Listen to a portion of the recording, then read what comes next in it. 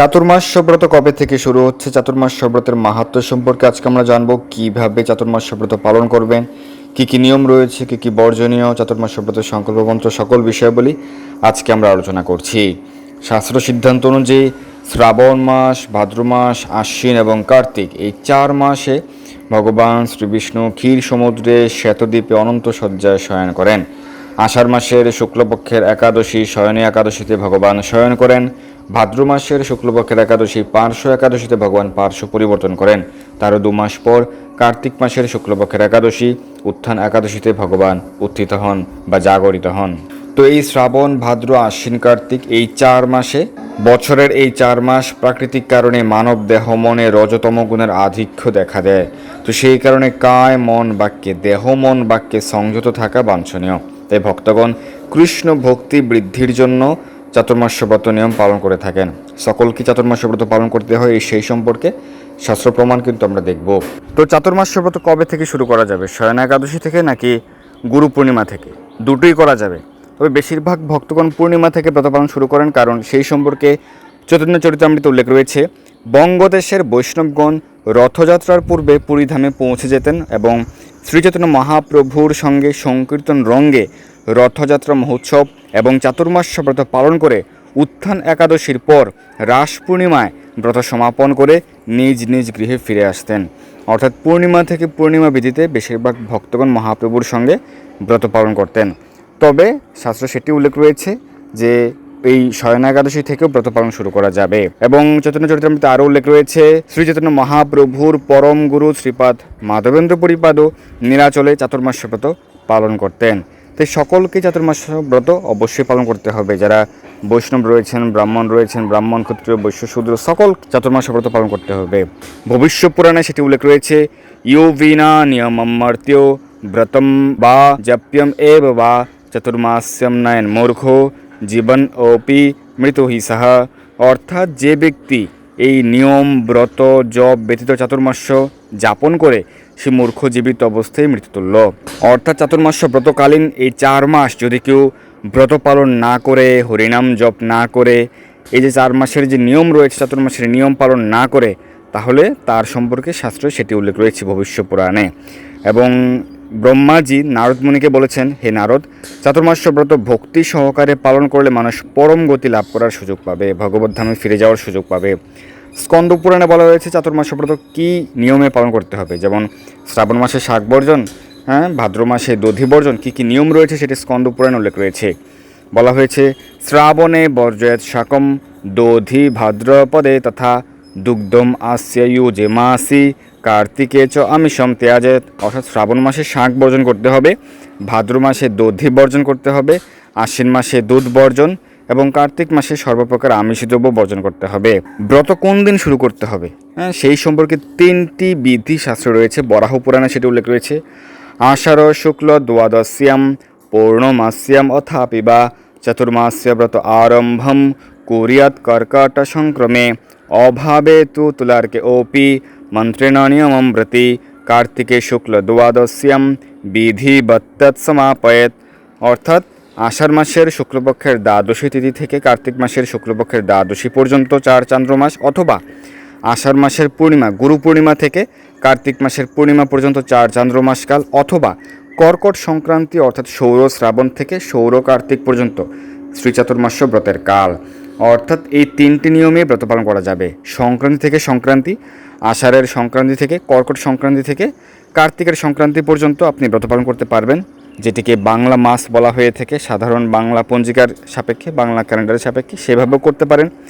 সবথেকে ভালো হচ্ছে একাদশী থেকে একাদশী অথবা পূর্ণিমা থেকে পূর্ণিমা, অর্থাৎ এই শয়ন একাদশী থেকে উত্থান একাদশী পর্যন্ত, অথবা আষাঢ় মাসের যে পূর্ণিমা রয়েছে গুরু পূর্ণিমা, সেই গুরু পূর্ণিমা থেকে কার্তিক মাসের পূর্ণিমা রাস পূর্ণিমা পর্যন্ত ব্রত পালন করতে পারেন। তো বেশিরভাগ ভক্তগণ পূর্ণিমা থেকে পূর্ণিমা বিধিতেই ব্রত পালন করে থাকেন। আন্তর্জাতিক কৃষ্ণ ভাবনামৃত সংঘ ইসকনের ভক্তবৃন্দ সাধারণত আষাঢ়ের পূর্ণিমা থেকে কার্তিকের পূর্ণিমা পর্যন্ত চাতুর্মাস্য ব্রত পালন করে থাকেন। তো সেই হিসেবে 2026 সালের সাপেক্ষে 29শে জুলাই বুধবার থেকে চাতুর্মাস্য ব্রত শুরু হচ্ছে। 4টি মাস, চাতুর্মাস্য ব্রতের 4 মাস, কোন দিন থেকে কোন দিন পর্যন্ত শ্রাবণ মাস শাস্ত্র সিদ্ধান্ত অনুযায়ী, বিশুদ্ধ চান্দ্র পঞ্জিকার সিদ্ধান্ত অনুযায়ী কোন দিন থেকে কোন দিন পর্যন্ত শ্রাবণ মাস পালন, কত তারিখ থেকে কত তারিখ পর্যন্ত ভাদ্র মাস পালন, চলুন আমরা জেনে নেই। এই বছর 2026 সালের সাপেক্ষে 29শে জুলাই থেকে 27শে আগস্ট পর্যন্ত প্রথম মাস, চাতুর্মাসের প্রথম মাস শ্রাবণ মাস শাক বর্জন 29শে জুলাই থেকে 27শে আগস্ট পর্যন্ত। চাতুর্মাসের দ্বিতীয় মাস ভাদ্র মাস, চান্দ্র ভাদ্র মাস 28শে আগস্ট থেকে 25শে সেপ্টেম্বর। 28শে আগস্ট থেকে 25শে সেপ্টেম্বর চান্দ্র ভাদ্র মাস দধি বর্জন, এক মাস দধি বর্জন। এবং তৃতীয় মাস চাতুর্মাসের তৃতীয় মাস আশ্বিন মাস, চান্দ্র আশ্বিন মাস 26শে সেপ্টেম্বর থেকে 25শে অক্টোবর পর্যন্ত চান্দ্র আশ্বিন মাস। এটি বিশুদ্ধ পঞ্জিকা সিদ্ধান্ত অনুযায়ী চান্দ্র আশ্বিন মাস এবং এই মাসে দুধ বর্জন রয়েছে। তবে এই ক্ষেত্রে দুধ বর্জন রয়েছে, দুধ দিয়ে অনেকে চিরা, খই, মুড়ি গ্রহণ করে, সেটি বর্জন। দুধ দিয়ে হরলিক্স গ্রহণ করে, সেটি গ্রহণ না করলে ভালো। কিন্তু দুধের বিকার দ্রব্য গ্রহণ করা যাবে আশ্বিন মাসে, যেমন আপনি পনির, ছানা, দধি, মাখন, ঘি প্রভৃতি গ্রহণ করতে পারবেন। দুধ দিয়ে তৈরিকৃত কোনো পিঠে সেটি গ্রহণ করা যেতে পারে, কিন্তু সরাসরি দুধ বর্জন। এবং চতুর্থ মাস 26শে অক্টোবর থেকে 24শে নভেম্বর কার্তিক মাস, চান্দ্র কার্তিক মাস, দামোদর মাস, এবং সেই মাসে মাসকলাই সহ সকল প্রকার আমিষ দ্রব্য বর্জন 26শে অক্টোবর থেকে 24শে নভেম্বর 2026। আমরা জেনে গেলাম যে চাতুর্মাস্য ব্রতের সময়কাল কোন দিন থেকে কোন দিন পর্যন্ত, কোন মাস রয়েছে, প্রথম মাস, দ্বিতীয় মাস, তৃতীয় এবং চতুর্থ, শ্রাবণ, ভাদ্র, আশ্বিন, কার্তিক, 4টি মাসের সময়সূচি আমরা জেনে গেলাম পূর্ণিমা থেকে পূর্ণিমা বিধিতে। এখন আমরা জানবো কিভাবে আপনারা এই চাতুর্মাস্য ব্রত পালন করবেন, কি করবেন। তো এই 4 মাস আপনারা বেশি বেশি হরিনাম জপ করবেন। যারা হরিনাম জপ করেন না, আপনারা জপ শুরু করুন, জপমালা হরিনাম জপ শুরু করুন। আমাদের এই নম্বর যোগাযোগ করে আপনারা জপমালা, জপব্যাগ সংগ্রহ করতে পারেন। এই হোয়াটসঅ্যাপ নম্বর যোগাযোগ করে সমগ্র ভারতে হোম ডেলিভারি হচ্ছে। এই 4 মাসে আপনারা বেশি বেশি শাস্ত্র অধ্যয়ন করবেন, শ্রীমদ্ ভগবদ গীতা, শ্রীমদ্ ভাগবত পাঠ করবেন। তো শ্রীধাম মায়াপুর থেকে বিশেষ সুযোগ রয়েছে, বিশেষ অফার চলছে। শ্রীমদ্ ভাগবত মহাপুরাণ, যেটির নর্মাল দক্ষিণা মূল্য 8,500 রুপিয়া, 8,500 টাকা থেকে 1,000 টাকা ডিসকাউন্টে এখন মাত্র 7,500, 1,000 টাকা ডিসকাউন্টে। এখানেই শেষ নয়, সমগ্র ভারতে ফ্রি হোম ডেলিভারি, কোনো কুরিয়ার চার্জ লাগবে না। প্রায় 23 কিলো ওয়েটের কোনো কুরিয়ার চার্জ লাগবে না, ফ্রি হোম ডেলিভারি। এখানেই শেষ নয়, যারা এই হোয়াটসঅ্যাপ নম্বরে যোগাযোগ করে সংগ্রহ করবেন শ্রীমদ্ ভাগবত, তাদের জন্য 6টি গ্রন্থ গিফট হিসেবে থাকছে। চৈতন্য মঙ্গল, চৈতন্য ভাগবত, চৈতন্য মহাপ্রভুর শিক্ষা, কুন্তী দেবীর শিক্ষা, কপিল মুনির শিক্ষা এবং প্রবাদ। এই 6টি গ্রন্থ আপনি পুরোপুরি ফ্রি পেয়ে যাবেন গিফট হিসেবে, যারা এই হোয়াটসঅ্যাপ নম্বর যোগাযোগ করে শ্রীমদ্ ভাগবত সংগ্রহ করছেন। অনেক ভক্তরা সংগ্রহ করছেন, তাই আপনি আজই যোগাযোগ করুন এই হোয়াটসঅ্যাপ নম্বরে আর সংগ্রহ করুন শ্রীমদ্ ভাগবত মহাপুরাণ এবং বেশি বেশি শাস্ত্র অধ্যয়ন করবেন। অযথা তর্ক প্রচল্প অসৎসঙ্গ এড়িয়ে চলবেন। ব্রাহ্ম মুহূর্তে বা সূর্যোদয়ের পূর্বে স্নান করতে পারেন, মঙ্গলারতি করতে পারেন। চেষ্টা করতে পারেন এই 4 মাস আমিষ বর্জন করার। যারা আমিষ আহারী রয়েছেন এই 4 মাস আমিষ বর্জন করার চেষ্টা করবেন। একেবারে অসমর্থ হলে কার্তিক মাসে অবশ্যই আমিষ দ্রব্য সকলে বর্জন করবেন। আর যারা প্রসাদ ভুজি বা নিরামিষ ভুজি রয়েছেন সেই সকল ভক্তগণ চাতুর্মাসের যে বিশেষ বিধি, শ্রাবণ মাসে শাক বর্জন, শ্রাবণ মাসে শাক বর্জন করবেন, ভাদ্র মাসে দধি বর্জন করবেন, আশ্বিন মাসে দুধ বর্জন এবং কার্তিক মাসে মাসকলাই, শিম, বরবটি, বেগুন প্রভৃতি বর্জন করবেন। ভগবানের সেবায়, অর্চন, রন্ধন প্রভৃতি সেবায় নিজেকে নিয়োজিত রাখার চেষ্টা করবেন। এইসব নিয়মাবলী হচ্ছে সার্বজনীন, সকলের জন্য। আর ব্যক্তিগতভাবে কেউ কঠোরভাবে চাতুর্মাস্য ব্রত পালন করতে পারেন। কঠোর নিয়মের ক্ষেত্রে সারাদিনে 1 বার বা 2 বার সূর্যাস্তের পূর্বে বিশেষ করে হবিষ্যান্ন গ্রহণ করতে পারেন। যেরকমভাবে আমরা কার্তিক মাসে পুরুষোত্তম ব্রতের ক্ষেত্রে, দামোদর ব্রতের ক্ষেত্রে হবিষ্যান্ন গ্রহণ করি, সেরকমভাবে 4 মাস ব্যাপী কেউ চাইলে হবিষ্যান্ন গ্রহণ করতে পারেন। খুব কঠিন, বিশেষ করে মন্দিরের ব্রহ্মচারী বা সন্ন্যাসী যারা রয়েছেন তারা বিশেষ করে পালন করতে পারেন। গৃহস্থ ভক্তদের ক্ষেত্রে কেউ সম্ভব হলে পালন করতে পারেন, সম্ভব না হলে স্বাভাবিকভাবে অন্নপ্রসাদ বা রুটির প্রসাদ গ্রহণ করে আপনারা এই চাতুর্মাস্য ব্রত পালন করতে পারেন। তো যাদের পক্ষে সম্ভব হবিষ্যান্ন গ্রহণ করা, হবিষ্যান্ন গ্রহণ করতে পারেন 4 মাস ব্যাপী, প্রতিদিন 1 বেলা অথবা 2 বেলা হলে সকালে এবং বিকেলে সূর্যাস্তের পূর্বে। বিছানা না পেতে মাটিতে শয়ন করা যেতে পারে। থালাবাটি ব্যবহার না করে কলা পাতায় বা পদ্ম পাতায় ভোজন করা যেতে পারে। শরীরে তৈলমর্দন না করা, ক্ষৌরকর্ম না করা, চুল দাড়ি নখ না কাটা। যারা মন্দিরে সন্ন্যাসী বা ব্রহ্মচারী রয়েছেন তারা বিশেষ করে এটি করতে পারেন।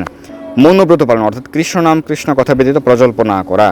আবার কেউ কেউ নুন, মিষ্টি, দুগ্ধজাত দ্রব্য বর্জন করেন। অনেকে মাটিতে মুখ দিয়ে খাবার গ্রহণ করেন। অর্থাৎ ব্রতের ক্ষেত্রে বা তপস্যার ক্ষেত্রে যে যতটা কঠোরভাবে পালন করতে পারে সেটি তার ব্যক্তিগতভাবে সে ততটা পুণ্য লাভ করতে পারে। তো আপনি যতটা সম্ভব আপনার পক্ষে আপনি সেরকমভাবে ব্রত পালন করুন। অন্তত পক্ষে নিরামিষ আহার করুন, কৃষ্ণপ্রসাদ গ্রহণ করুন, আমিষ বর্জন করুন। আর শ্রাবণ মাসে শাক, ভাদ্র মাসে দধি, আশ্বিন মাসে দুধ এবং কার্তিক মাসে সকল প্রকার আমিষ দ্রব্য বর্জন করুন। তো এই কঠোর যে বিধিনিষেধগুলো আমরা আলোচনা করছি সেগুলো হাজার মানুষের মধ্যে একজন হয়তো সক্ষম হবেন, বিশেষত কলিযুগের সাপেক্ষে, যেহেতু আমাদের মন্দমতি।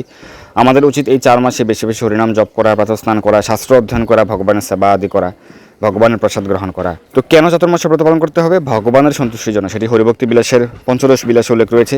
চাতুর্মাসে সুকর্তব্যম কৃষ্ণ ভক্তি বিবৃদ্ধয়ে, অর্থাৎ কৃষ্ণ ভক্তি বৃদ্ধির জন্যই চাতুর্মাস ব্রত পালন করা উচিত। অন্য কোনো উদ্দেশ্য, স্বর্গ লাভ বা মোক্ষ লাভের উদ্দেশ্যে নয়, কৃষ্ণ ভক্তি বৃদ্ধি করার জন্যই চাতুর্মাস ব্রত পালন করা উচিত। তো চাতুর্মাস ব্রত যারা পালন করবেন সেক্ষেত্রে ব্রতের সংকল্প মন্ত্র কি, সেটি স্কন্দপুরাণ উদ্ধৃত করে হরিভক্তি বিলাস উল্লেখ রয়েছে। জপ হোম আদি অনুষ্ঠানম নাম সংকীর্তনস্তথা স্বীকৃত্য প্রার্থয় দেবম গৃহীত নিয়ম বুধ। হে দেব, জপ হোম আদির অনুষ্ঠান এবং নাম সংকীর্তন স্বীকার করিয়া আপনার অগ্রে আপনার সম্মুখে এই ব্রত গ্রহণ করিলাম। হে কেশব, আপনার অনুগ্রহে আপনার কৃপায় ইহা নির্বিঘ্নে সিদ্ধিপ্রাপ্ত হোক। এইভাবে আপনি সংকল্প গ্রহণ করতে পারেন। ভগবানের চরণকমলে তুলসীপত্র পুষ্প অর্পণ করে যেদিন ব্রত শুরু করবেন, সেটা একাদশীর দিন হোক, শয়ন একাদশীর দিন হোক, অথবা পূর্ণিমার দিন হোক, গুরু পূর্ণিমার দিন হোক, সেদিন ব্রাহ্ম মুহূর্তকালে আপনি স্নান আদি করে তুলসীপত্র পুষ্প ভগবানের চরণকমলে অর্পণ করে এই সংকল্প মন্ত্র উচ্চারণ করবেন। তো কী কী বর্জনীয় আমরা আবার জেনে নিই। শ্রাবণ মাসে শাক বর্জন, ভাদ্র মাসে দধি, আশ্বিন মাসে দুধ, কার্তিক মাসে মাছ মাংস প্রভৃতি সহ সকল প্রকার আমিষদ্রব্য বর্জন, আর মাসকলাই, শিম, বরবটি, বেগুন, মূলা, গাজর, পটল, মসুর ডাল, মাসকলাই ডাল, কলাই ডাল এবং বাসি দ্রব্য প্রভৃতি বর্জন রয়েছে। তো এই চাতুর্মাসের সময়কালে বিবাহ সংস্কার নিষেধ রয়েছে। চাতুর্মাসের সময়কালে আপনারা বিবাহ সংস্কারের আয়োজন করবেন না। আপনারা কার্তিক মাসের পরবর্তী অগ্রহায়ণ মাসে আয়োজন করবেন। যদি আষাঢ় মাসের মধ্যে না হয়ে থাকে, আবার অগ্রহায়ণ মাস থেকে বিবাহ সংস্কার করা যাবে। চাতুর্মাস্যকালে বিবাহ সংস্কার করা শুভ নয়, এটি অশুভ। চাতুর্মাস ব্রত সম্পর্কে শ্রী প্রভুপাদের উক্তি হচ্ছে, কেউ গৃহস্থই হন আর সন্ন্যাসী হন, চাতুর্মাস ব্রত সকলের পালন করা অবশ্য কর্তব্য। এই ব্রতটি সকল আশ্রমেরই বাধ্যতামূলক। এই ব্রত পালনের প্রকৃত উদ্দেশ্য কি? এই 4 মাস কাল ভোগ বাসনা সংকুচিত করা, সেটি খুব একটা কঠিন নয়। শ্রাবণ মাসে শাক, ভাদ্র মাসে দই, আশ্বিন মাসে দুধ ও কার্তিক মাসে সকল প্রকার আমিষ আহার পরিত্যাগ করতে হয়। আমিষ আহার মানে মাছ মাংস আহার। তেমনি মসুর ডাল, কলাইয়ের ডালকেও আমিষ বলে গণনা করা হয়। এই 2 ডালে প্রচুর পরিমাণে প্রোটিন থাকে। মূল কথা হচ্ছে বর্ষার এই 4 মাসে ইন্দ্রিয় তৃপ্তিকর আহার আদি পরিত্যাগ করার অনুশীলন করতে হয়। তো আপনারা চাতুর্মাস ব্রত পালন করার চেষ্টা করুন, ভগবানের বিশেষভাবে কৃপা আশীর্বাদ লাভ করুন। আমরা আজকে চাতুর্মাস ব্রত কবে থেকে শুরু হচ্ছে, চাতুর্মাস ব্রতের যে তারিখ সেটি জেনে গেলাম। শ্রাবণ, ভাদ্র, আশ্বিন, কার্তিক মাসের যে সঠিক তারিখ শাস্ত্র সিদ্ধান্ত অনুযায়ী, বিশুদ্ধ চান্দ্রপঞ্জিকা সিদ্ধান্ত অনুযায়ী সেই তারিখ জেনে গেলাম। ব্রতের সংকল্প মন্ত্র, ব্রতের বিধি নিয়ম কীভাবে পালন করতে হবে, ব্রতের মাহাত্ম্য সেই সম্পর্কে আমরা জেনে গেলাম। সকলের জয় হোক। ধন্যবাদ সবাইকে। হরে কৃষ্ণ।